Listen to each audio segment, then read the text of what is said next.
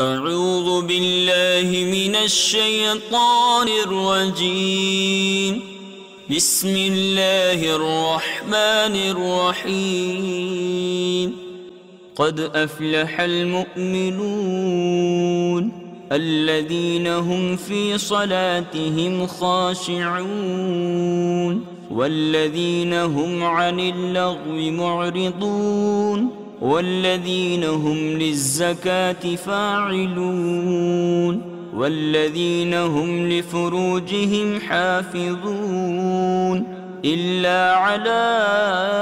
أزواجهم أو ما ملكت أيمانهم فإنهم غير ملومين. فمن ابتغى وراء ذلك فأولئك هم العادون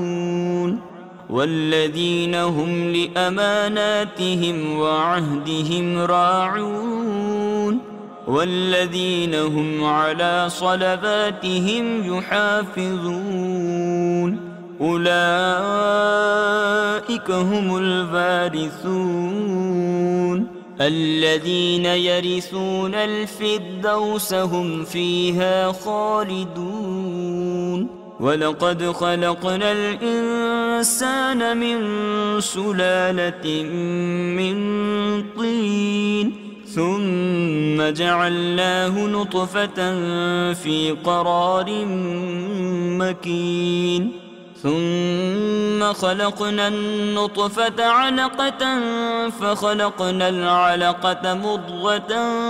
فخلقنا المضغة عظاما فكسونا العظام لحما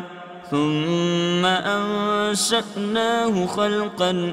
آخر فتبارك الله أحسن الخالقين. ثم إنكم بعد ذلك لميتون ثم إنكم يوم القيامة تبعثون. ولقد خلقنا فوقكم 7 طرائق وما كنا عن الخلق غافلين وأنزلنا من السماء ماء بقدر فأسكناه في الأرض وإنا على ذهاب به لقادرون فأنشأنا لكم به جنات من نخيل وأعناب لكم فيها فواكه كثيرة ومنها تأكلون وشجرة تخرج من طور سيناء تنبت بالدهن وصبغ للآكلين وإن لكم في الأنعام لعبرة نسقيكم مما في بطونها ولكم فيها منافع كثيرة ومنها تأكلون وعليها وعلى الفلك تحملون. ولقد أرسلنا نوحا إلى قومه فقال يا قوم اعبدوا الله ما لكم من إله غيره أفلا تتقون. فقال الملأ الذين كفروا من قومه ما هذا إلا بشر مثلكم يريد أن يتفضل عليكم ولو شاء الله لأنزل ملائكة ما سمعنا بهذا في آبائنا الأولين إن هو إلا رجل به جنة فتربصوا به حتى حين. قال رب انصرني بما كذبون فأوحينا إليه أن اصنع الفلك بأعيننا ووحينا فإذا جاء أمرنا وفاردت النور فاسلك فيها من كل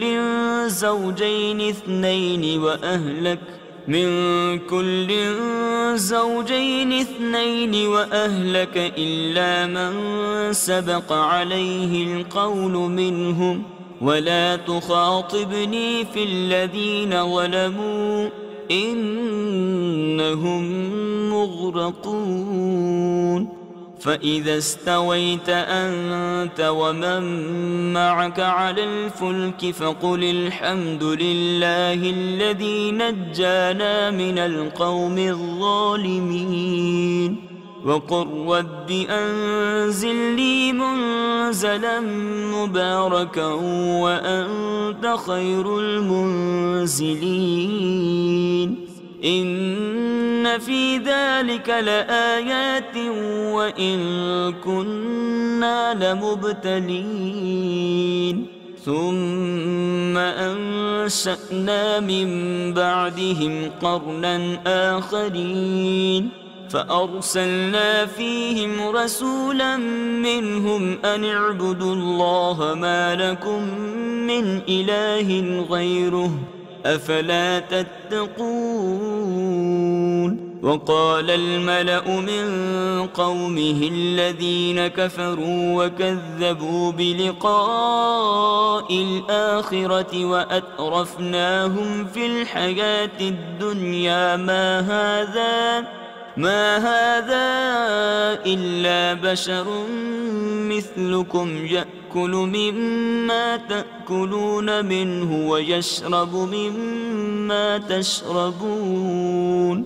ولئن أطعتم بشرا مثلكم إنكم إذا لخاسرون أيعدكم أنكم إذا متم وكنتم ترابا وعظاما أنكم مخرجون هيهات هيهات لما توعدون إن هي إلا حياتنا الدنيا نموت ونحيا وما نحن بمبعوثين إن هو إلا رجل افترى على الله كذبا وما نحن له بمؤمنين قال رب انصرني بما كذبون قال عما قليل ليصبحن نادمين فأخذتهم الصيحة بالحق فجعلناهم غثاء فبعدا للقوم الظالمين ثم أنشأنا من بعدهم قرونا آخرين ما تسبق من أمة أجلها وما يستأخرون ثم أرسلنا رسلنا تترى كلما جاء أمة رسولها كذبوه فأتبعنا بعضهم بعضا وجعلناهم أحاديث فبعدا لقوم لا يؤمنون ثم أرسلنا موسى وأخاه هارون بآياتنا وسلطان مبين إلى فرعون وملئه فاستكبروا وكانوا قوما عالين فقالوا أنؤمن لبشرين مثلنا وقومهما لنا عابدون فكذبوهما فكانوا من المهلكين ولقد آتينا موسى الكتاب لعلهم يهتدون وجعلنا ابن مريم وأمه وآويناهما إلى ربوة ذات قرار ومعين يا أيها الرسل كلوا من الطيبات واعملوا صالحا إني بما تعملون عليم وإن هذه أمتكم أمة واحدة وأنا ربكم فاتقون فتقطعوا أمرهم بينهم زبرا كل حزب بما لديهم فرحون فذرهم في غمرتهم حتى حين أيحسبون أن ما نمدهم به من مال وبنين نسارع لهم في الخيرات بل لا يشعرون إن الذين هم من خشية ربهم مشفقون والذين هم بآيات ربهم يؤمنون والذين هم بربهم لا يشركون والذين يؤتون ما آتوا وقلوبهم وجلة أنهم إلى ربهم راجعون أولئك يسارعون في الخيرات وهم لها سابقون ولا نكلف نفسا إلا وسعها ولدينا كتاب ينطق بالحق وهم لا يظلمون بل قلوبهم في غمرة من هذا ولهم أعمال من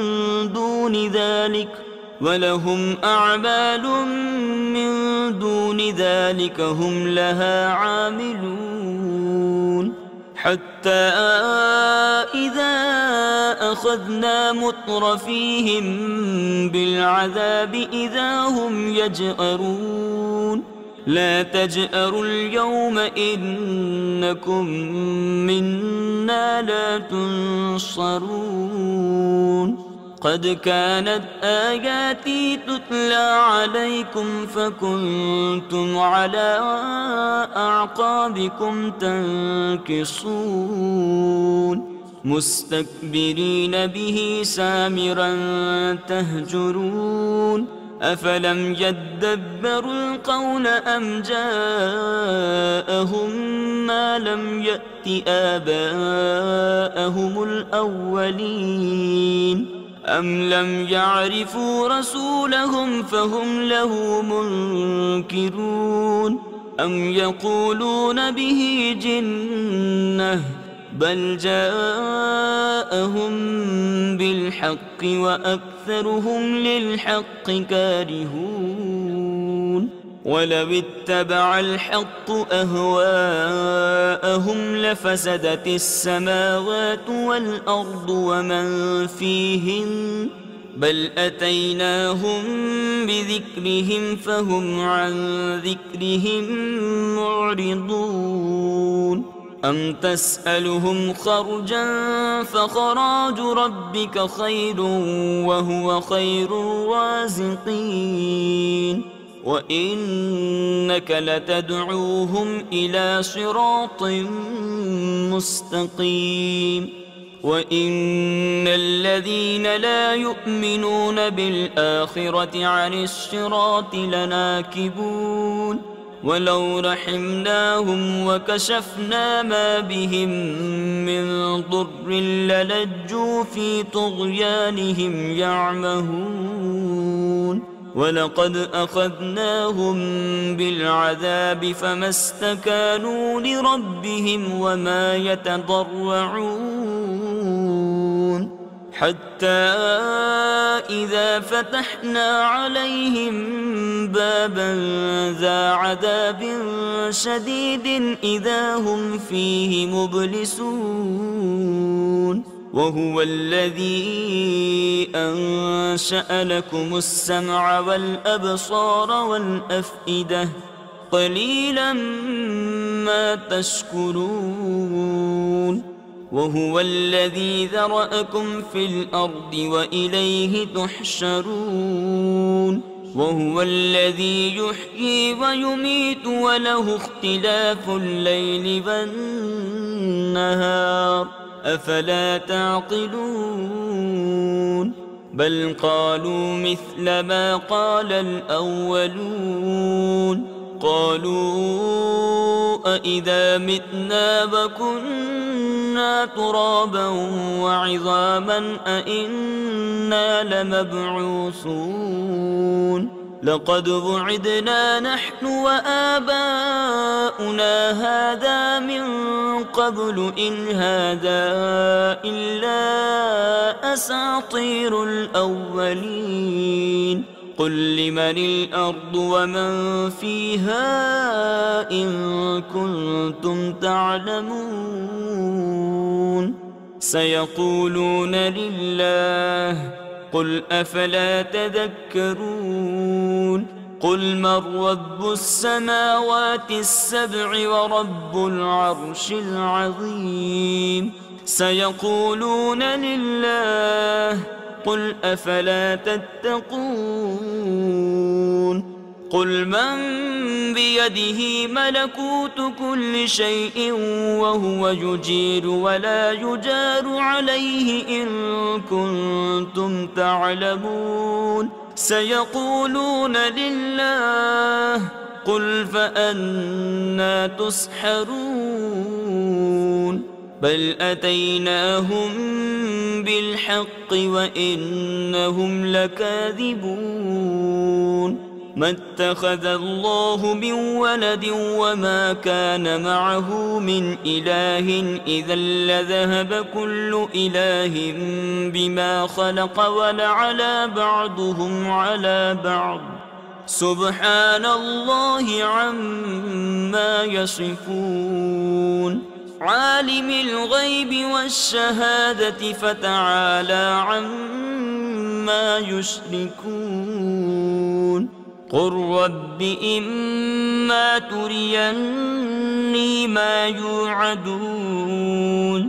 رب فلا تجعلني في القوم الظالمين وإنا على أن نريك ما نعدهم لقادرون ادفع بالتي هي أحسن السيئة نحن أعلم بما يصفون وقل رب أعوذ بك من همزات الشياطين وأعوذ بك رب أن يحضرون حتى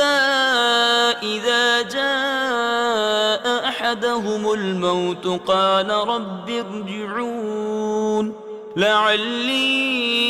أعمل صالحا فيما تركت كلا إنها كلمة هو قائلها ومن ورائهم برزخ إلى يوم يبعثون فإذا نفخ في الصور فلا أنساب بينهم يومئذ ولا يتساءلون فمن ثقلت موازينه فأولئك هم المفلحون ومن خفت موازينه فأولئك الذين خسروا أنفسهم في جهنم خالدون تلفح وجوههم النار وهم فيها كالحون ألم تكن آياتي تتلى عليكم فكنتم بها تكذبون قالوا ربنا غلبت علينا شقوتنا وكنا قوما ضالين ربنا أخرجنا منها فإن عدنا فإنا ظالمون قال اخسئوا فيها ولا تكلمون إنه كان فريق من عبادي يقولون ربنا آمنا فاغفر لنا وارحمنا وأنت خير الراحمين فاتخذتموهم سخريا حتى أنسوكم ذكري وكنتم منهم تضحكون إني جزيتهم اليوم بما صبروا أنهم هم الفائزون قال كم لبثتم في الأرض عدد سنين قالوا لبثنا يوما أو بعد يوم فاسأل العادين قال إن لبثتم إلا قليلا لو أنكم كنتم تعلمون أفحسبتم أنما خلقناكم عبثا وأنكم إلينا لا ترجعون فتعالى الله الملك الحق لا إله إلا هو رب العرش الكريم ومن يدع مع الله إلها آخر لا برهان له به فإنما حسابه عند ربه إنه لا يفلح الكافرون وقل رب اغفر وارحم وأنت خير الراحمين بسم الله الرحمن الرحيم سورة أنزلناها وفرضناها وأنزلنا فيها آيات بينات لعلكم تذكرون الزانية والزاني فاجلدوا كل واحد منهما 100 جلدة ولا تأخذكم بهما رأفة في دين الله إن كنتم تؤمنون بالله واليوم الآخر وليشهد عذابهما طائفة من المؤمنين الزاني لا ينكح إلا زانية أو مشركة والزانية لا ينكحها إلا زان أو مشرك وحرم ذلك على المؤمنين والذين يرمون المحصنات ثم لم يأتوا ب4 شهداء فاجلدوهم 80 جلدة ولا تقبلوا لهم شهادة أبدا وأولئك هم الفاسقون إلا الذين تابوا من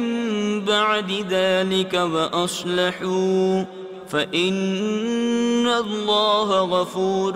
رحيم والذين يرمون أزواجهم ولم يكن لهم شهداء إلا أنفسهم فشهادة أحدهم 4 شهادات بالله إنه لمن الصادقين والخامسة أن لعنة الله عليه إن كان من الكاذبين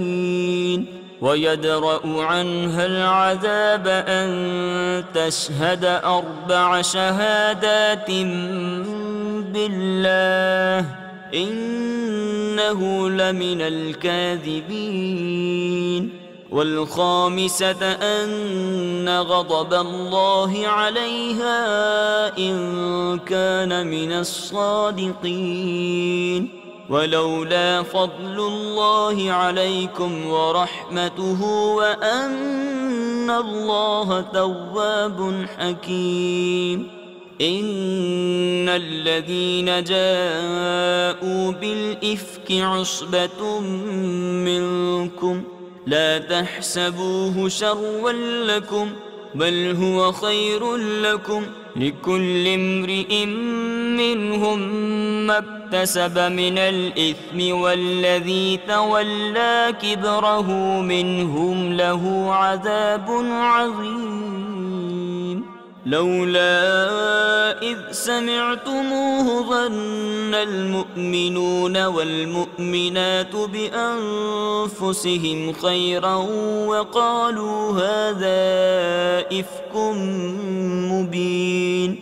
لولا جاءوا عليه بأربعة شهداء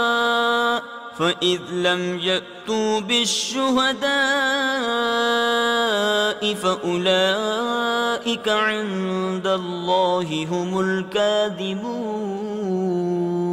ولولا فضل الله عليكم ورحمته في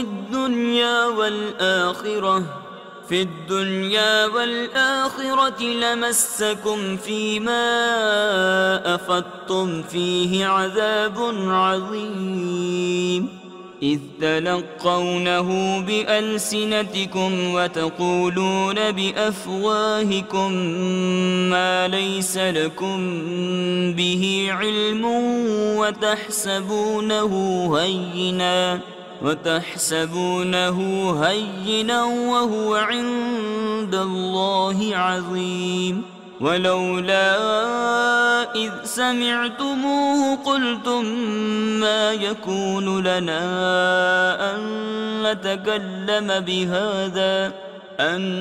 نتكلم بهذا سبحانك هذا بهتان عظيم. يعظكم الله أن تعودوا لمثله أبدا إن كنتم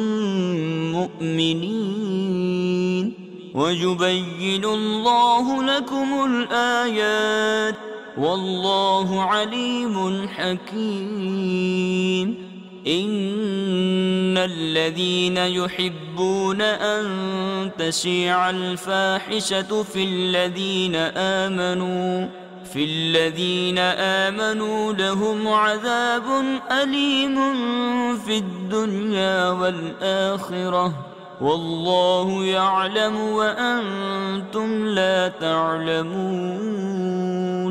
ولولا فضل الله عليكم ورحمته وأن الله رؤوف رحيم. يا أيها الذين آمنوا لا تتبعوا خطوات الشيطان ومن يتبع خطوات الشيطان فإنه يأمر بالفحشاء والمنكر. ولولا فضل الله عليكم ورحمته ما زكى منكم من أحد أبدا ولكن الله يزكي من يشاء والله سميع عليم. ولا يأت لأولو الفضل منكم والسعة أن يؤتوا أولي القربى والمساكين والمهاجرين في سبيل الله وليعفوا وليصفحوا. ألا تحبون أن يغفر الله لكم والله غفور رحيم. إن الذين يرمون المحصنات الغافلات المؤمنات لعنوا في الدنيا والآخرة ولهم عذاب عظيم. يوم تشهد عليهم ألسنتهم وأيديهم وأرجلهم بما كانوا يعملون يومئذ يوفيهم الله دينهم الحق ويعلمون أن الله هو الحق المبين الخبيثات للخبيثين والخبيثون للخبيثات والطيبات للطيبين والطيبون للطيبات أولئك مبرؤون مما يقولون لهم مغفرة ورزق كريم يا أيها الذين آمنوا لا تدخلوا بيوتا غير بيوتكم حتى تستأنسوا وتسلموا على أهلها ذلكم خير لكم لعلكم تذكرون فإن لم تجدوا فيها أحدا فلا تدخلوها حتى يؤذن لكم وإن قيل لكم ارجعوا فارجعوا هو أزكى لكم والله بما تعملون عليم ليس عليكم جناح أن تدخلوا بيوتا غير مسكونة فيها متاع لكم والله يعلم ما تبدون وما تكتمون قل للمؤمنين يغضوا من أبصارهم ويحفظوا فروجهم ذلك أزكى لهم إن الله خبير بما يصنعون وقل للمؤمنات يغضضن من أبصارهن ويحفظن فروجهن ولا يبدين زينتهن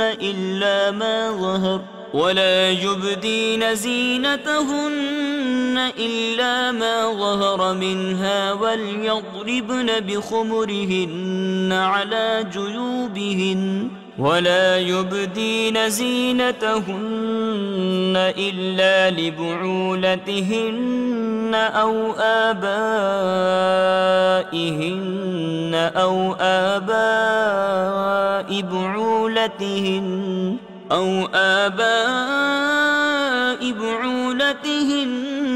أو أبنائهن أو أبناء بعولتهن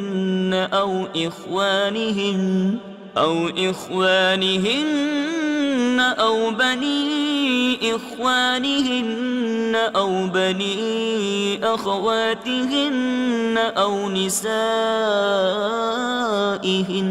أو نسائهن أو ما ملكت أيمانهن أو التابعين غير أولي الإربة من الرجال أو الطفل الذين لم يظهروا على عورات النساء ولا يضربن بأرجلهن ليعلم ما يخفين من زينتهن وتوبوا إلى الله جميعا أيها المؤمنون لعلكم تفلحون وأنكحوا الأيام منكم والصالحين من عبادكم وإمائكم إن يكونوا فقراء يغنهم الله من فضله والله واسع عليم وليستعفف الذين لا يجدون نكاحا حتى يغنيهم الله من فضله والذين يبتغون الكتاب مما ملكت أيمانكم فكاتبوهم إن علمتم فيهم خيرا إن علمتم فيهم خيرا وآتوهم مما لله الذي آتاكم ولا تكرهوا فتياتكم على البغاء إن أردنا تحصنا لتبتغوا عرض الحياة الدنيا ومن يكرههن فإن الله من بعد إكراههن غفور رحيم ولقد أنزلنا إليكم آيات مبينات ومثلا من الذين خلوا من قبلكم وموعظة للمتقين الله نور السماوات والأرض مثل نوره كمشكاة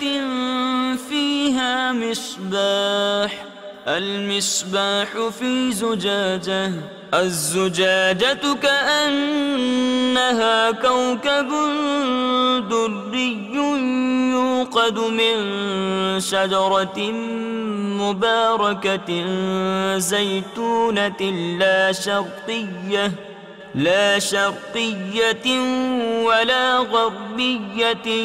يكاد زيتها يضيء ولو لم تمسسه نار نور على نور يهدي الله لنوره من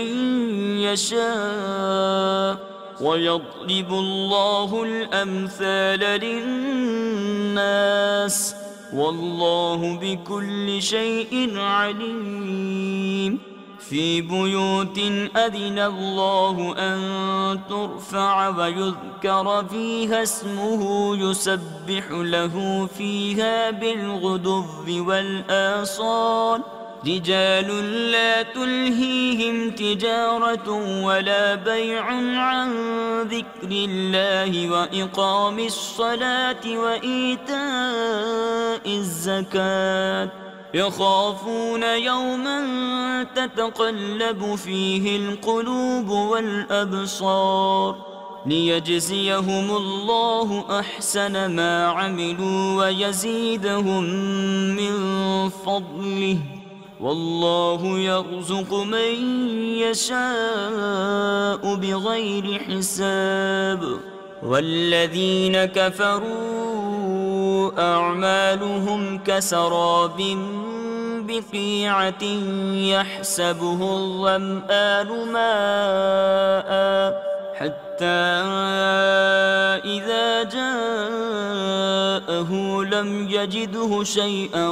ووجد الله عنده فوفاه حسابه والله سريع الحساب أو كظلمات في بحر لجي يغشاه موج من فوقه سحاب ظلمات بعضها فوق بعض إذا أخرج يده لم يكد يراها ومن لم يجعل الله له نورا فما له من نور ألم تر أن الله يسبح له من في السماوات والأرض والطير صافات كل قد علم صلاته وتسبيحه والله عليم بما يفعلون ولله ملك السماوات والأرض وإلى الله المصير ألم تر أن الله يزجي سحابا ثم يؤلف بينه ثم يجعله ركاما فترى الودق يخرج من خلاله وينزل من السماء من جبال فيها من برد فيصيب به من يشاء ويصرفه عن من يشاء يكاد سنا برقه يذهب بالأبصار يقلب الله الليل والنهار إن في ذلك لعبرة لأولي الأبصار والله خلق كل دابة من ماء فمنهم من يمشي على بطنه ومنهم من يمشي على رجلين ومنهم من يمشي على أربع يخلق الله ما يشاء إن الله على كل شيء قدير لقد أنزلنا آيات مبينات والله يهدي من يشاء إلى صراط مستقيم ويقولون آمنا بالله وبالرسول وأطعنا ثم يتولى فريق منهم من بعد ذلك وما أولئك بالمؤمنين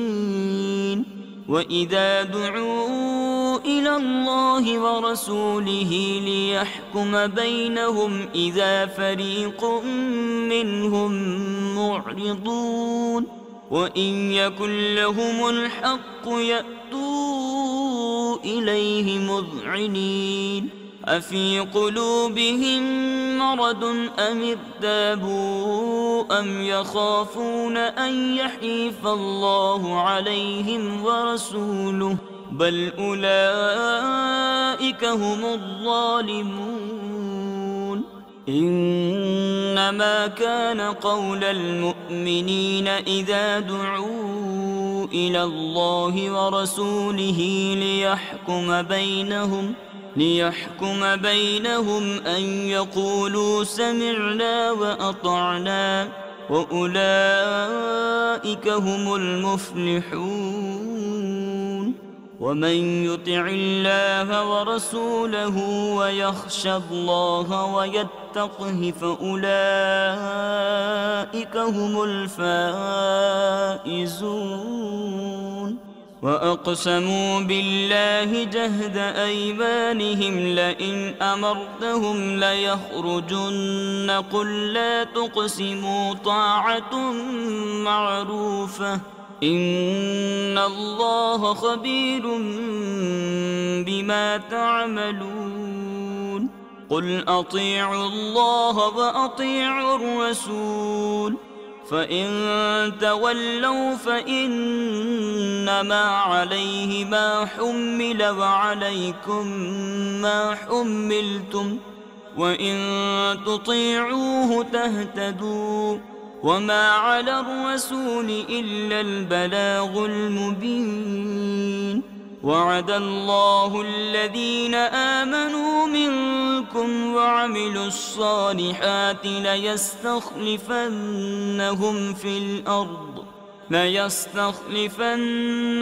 في الأرض كما استخلف الذين من قبلهم وليمكنن لهم دينهم الذي ارتضى لهم وليبدلنهم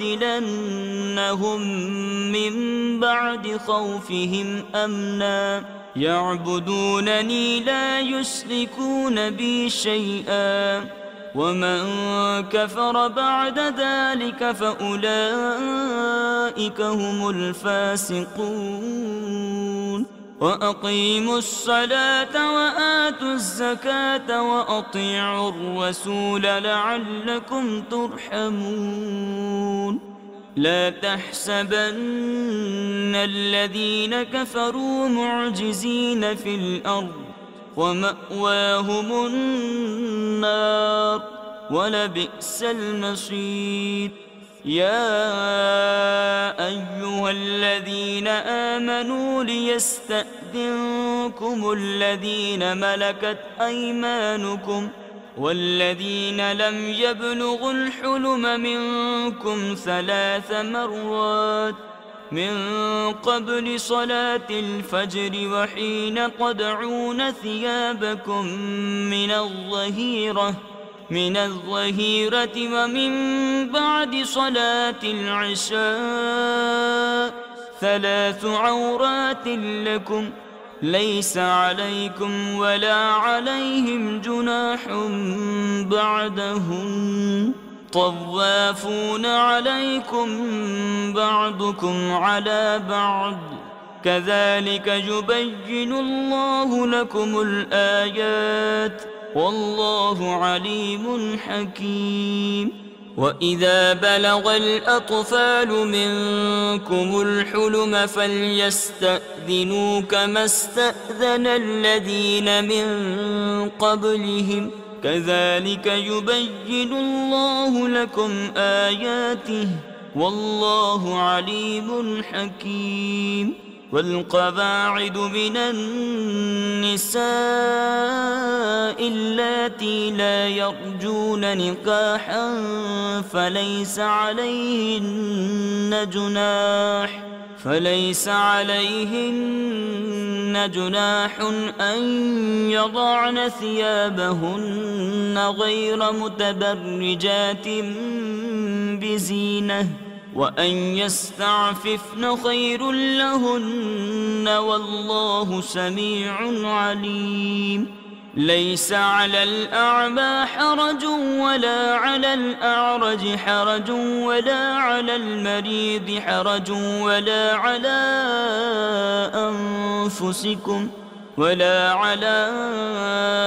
أنفسكم أن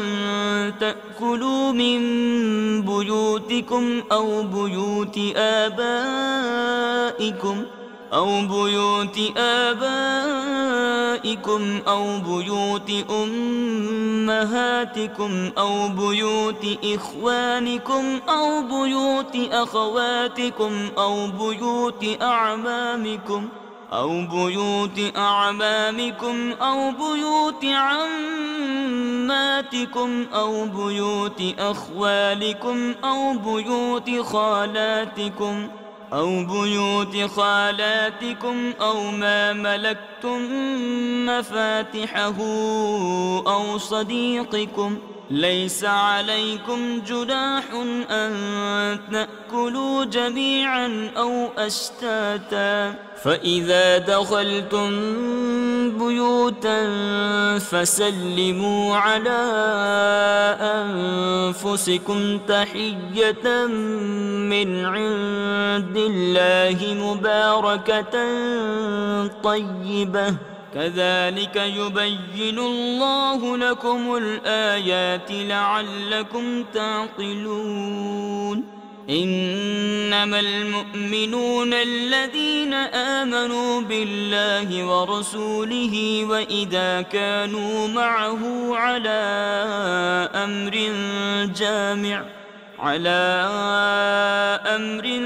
جامع لم يذهبوا حتى يستأذنوه إن الذين يستأذنونك أولئك الذين يؤمنون بالله ورسوله فإذا استأذنوك لبعض شأنهم فأذن لمن شئت منهم واستغفر لهم الله إن الله غفور رحيم. لا تجعلوا دعاء الرسول بينكم كدعاء بعضكم بعضا قد يعلم الله الذين يتسللون منكم لواذا فليحذر الذين يخالفون عن أمره أن تصيبهم فتنة أو يصيبهم عذاب أليم. ألا إن لله ما في السماوات والأرض قد يعلم ما أنتم عليه ويوم يرجعون إليه فينبئهم بما عملوا والله بكل شيء عليم. صدق الله العظيم. بسم الله الرحمن الرحيم. تبارك الذي نزل الفرقان على عبده ليكون للعالمين نذيرا. الذي له ملك السماوات والأرض ولم يتخذ ولدا ولم يكن له شريك في الملك وخلق كل شيء فقدره تقديرا. واتخذوا من دونه آلهة لا يخلقون شيئا وهم يخلقون ولا يملكون لأنفسهم ضرا ولا نفعا ولا يملكون موتا ولا حياة ولا نشورا. وقال الذين كفروا إن هذا إلا إفك افتراه وأعانه عليه قوم آخرون فقد جاءوا ظلما وزورا. وقالوا أساطير الأولين اكتتبها فهي تملى عليه بكرة وأصيلا. قل أنزله الذي يعلم السر في السماوات والأرض إنه كان غفورا رحيما. وقالوا ما لهذا الرسول يأكل الطعام ويمشي في الأسواق لولا أنزل إليه ملك فيكون معه نذيرا أو يلقى إليه كنز أو تكون له جنة يأكل منها. وقال الظالمون إن تتبعون إلا رجلا مسحورا. انظر كيف ضربوا لك الأمثال فضلوا فلا يستطيعون سبيلا. تبارك الذي إن شاء جعل لك خيرا من ذلك جنات تجري من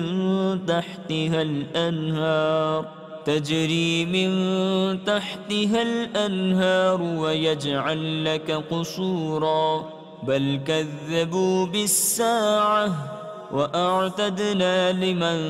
كذب بالساعة سعيرا. إذا رأتهم من مكان بعيد سمعوا لها تغيظا وزفيرا. وإذا ألقوا منها مكانا ضيقا مقرنين دعوا هنالك ثبورا. لا تدعوا اليوم ثبورا واحدا وادعوا ثبورا كثيرا. قل أذلك خير أم جنة الخلد التي وعد المتقون كانت لهم جزاء ومصيرا. لهم فيها ما يشاءون خالدين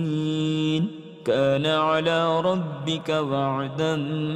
مسئولا. ويوم يحشرهم وما يعبدون من دون الله فيقول أأنتم أضللتم عبادي هؤلاء أم هم ضلوا السبيل قالوا سبحانك ما كان ينبغي لنا أن نتخذ من دونك